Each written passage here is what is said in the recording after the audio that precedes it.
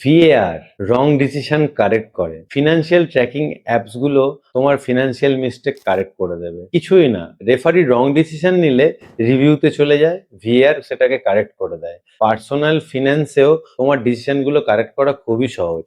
আগে বাজেটিং করো, তোমার কোন কোন জায়গায় কি কি খরচা হচ্ছে ইউপিআই থেকে বার করে সারা 2 মাস সেগুলোকে পুরো ট্র্যাক করো, সেগুলো লেখো, নিয়ে দেখো অ্যাকচুয়ালি তোমার কত টাকা তোমার লস হচ্ছে, কত টাকা তোমার খরচা হয়ে যাচ্ছে। অনেক টাকা আমরা আনওয়ান্টেড খরচা করে ফেলি, আমরা জানি না, সেটাকে ট্র্যাক করতে হবে। ট্র্যাক করার পরেই অর্ধেক প্রবলেম সলভ হয়ে যাবে, তুমি পিকচার ক্লিয়ার করতে পারবে, তখন তুমি নিজেই প্ল্যানিং করে নিতে পারবে যে আমার কত টাকা থাকছে, কত টাকা। উইকলি একবার করে 15 মিনিট 20 মিনিট সময় দিয়ে সারা মাসে একবার 30 মিনিট ওভারভিউ করে নেবে যা ট্র্যাক হয়েছে।